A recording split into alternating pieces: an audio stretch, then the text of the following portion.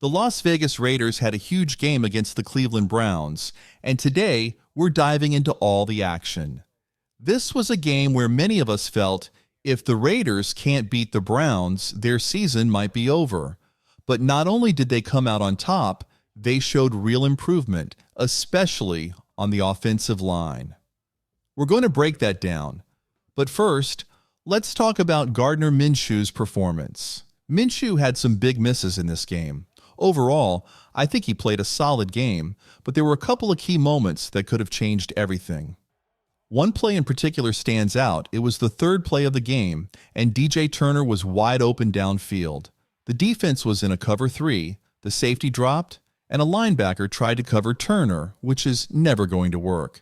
Minshew missed the throw, and what could have been a 50-yard gain, maybe even a touchdown, slipped away. That early score could have shifted the entire momentum in the Raiders' favor. Another miss came on the left sideline, where Jakobi Meyers was wide open after shaking off his defender. Again, Minshew didn't connect. These two plays alone left about 80 yards on the field. If the Raiders want to keep winning, especially if Davante Adams isn't always available, Minshew has to capitalize on these opportunities and sync up better with his other receivers.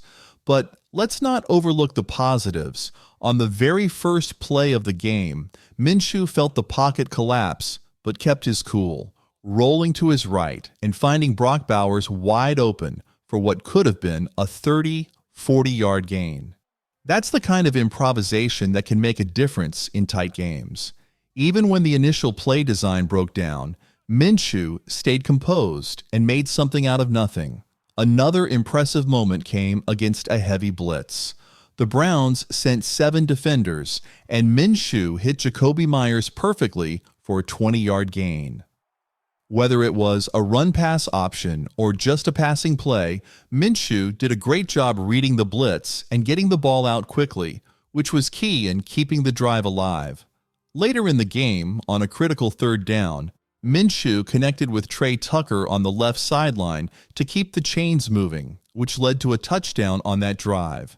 Third downs are crucial, and Minshew delivered in those moments, though the team still needs to improve overall in that area. Now, the run game started slow, with only about 10 yards rushing in the first quarter and a half. But Alexander Mattison had a big 24-yard run thanks to great blocking from Dylan Parham, Andre James, and Jackson Paris-Johnson. Mattison read the play perfectly, showing why he should be more involved as the featured back. That said, while many fans want Mattison to take over the starting role, it's worth noting that he hasn't proven he can handle 20 carries a game consistently. He's thrived as an RB2 in the past, but when given the lead role, he's struggled with things like fumbling and low yardage per carry. So while he's looked better than Zamir White, especially in this scheme, the Raiders need to be cautious moving forward. Looking ahead to the Denver Broncos, it'll be interesting to see how this offense continues to develop, especially in the running game. If the offensive line keeps performing like they did in this game, the Raiders could be in good shape. If the Raiders decide to roll with Alexander Mattison, I'm really excited to see how that translates to success on offense. Yesterday, the run game was a huge difference maker. In the first 3 games, the offense struggled, but this time around, things just looked smoother. Even though Gardner Minshew statistically had his worst game, the offense felt more in sync, and Minshew appeared more comfortable. Sure, he was pressured a lot, and the offensive line needs to improve, but I think we're heading in the right direction. One of the biggest takeaways from this game was how dominant Jackson Paris-Johnson looked. He's an absolute beast on the field. Right from the first play, he was going after Myles Garrett, delivering hits, and even pancaking defenders. Johnson was all over the field, making key blocks, and his presence was a big reason why the Raiders had so much success running the ball. Whether it was Mattison or Zamir White, they both benefited from the holes Johnson helped create. Johnson was my top offensive lineman coming out of college, and he's proving why he was so highly rated. At this point, there's no question. Jackson Paris Johnson is going to be the full-time starter for the Raiders. His play has been that good. It's rare to find a player like him, especially in a draft class that's generally weak for offensive linemen. And we can't forget about Dylan Parham either. Parham came into this season with some doubts, but he's really stepped up. He's not the strongest or fastest guy, but he's a solid run blocker and has done well in multiple blocking schemes. Parham, along with Johnson, should be a key part of this offensive line going forward, assuming they stay healthy. Now let's talk about Kolton Miller. He struggled a lot in this game, and while some might say Myles Garrett didn't do much, Garrett's impact was definitely felt. Even though he played limited snaps, Garrett won a lot of his matchups against Miller, and the quarterback took hits as a result. Miller has had a tough season so far, but hopefully as he gets healthier, he can improve as the year goes on. Switching to the defensive side of things, I'd argue that the defense won this game for the Raiders. The offense had a chance to close it out late, but couldn't. That's something that has to change going forward.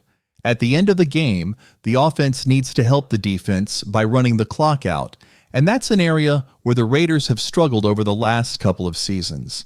As for the defense, Tyree Wilson is getting a lot of credit, but let's not get too carried away.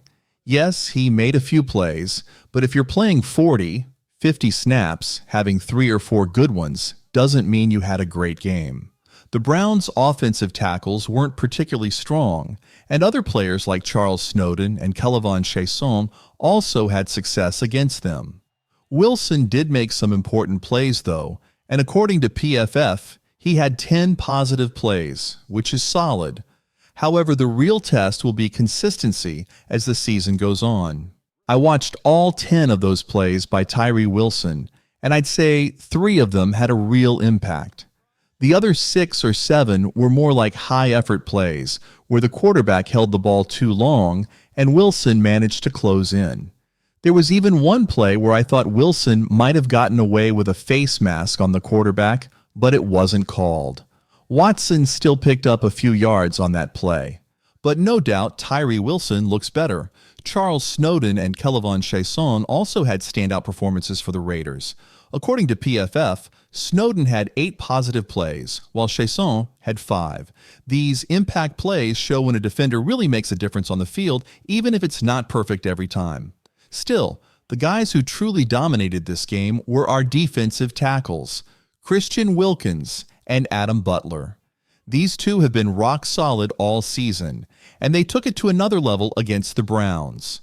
Wilkins is a superstar, no question, but Adam Butler's impact might be even bigger. Sure, Wilkins is drawing double teams and slide protection, opening things up for Butler, but Butler is making the most of it. He's beating guys quickly, generating pressure on the quarterback with spins, swipes, you name it. I'm thrilled the Raiders brought Butler back. I was worried he might end up as a free agent. Honestly, I wish they'd locked him down with a longer contract. Butler's betting on himself right now, and if he keeps this up, he'll be in line for a big payday. The Raiders need to prioritize keeping Butler around. He's not just a pass rusher, he's strong against the run, too. I think playing alongside Wilkins has helped him elevate his game. Butler is a smart player, having spent time with the Patriots, and it shows. He watches tape, learns from Wilkins, and applies that knowledge on the field. Both of these guys were crucial in the win against Cleveland. On the back end, the secondary also stepped up.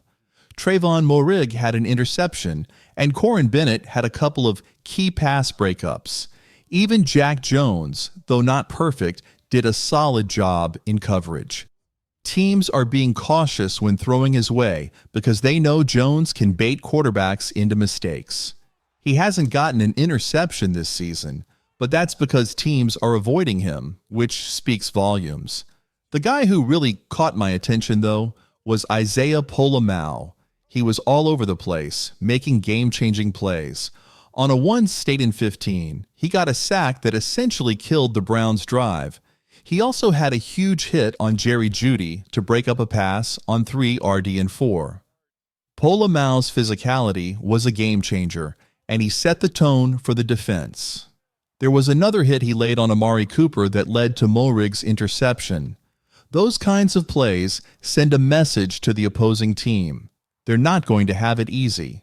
The physicality that the Raiders showed against the Browns was exactly what's been missing in the first few games. Early in the season, we didn't look like the tough physical team we want to be. Against the Panthers, we got pushed around.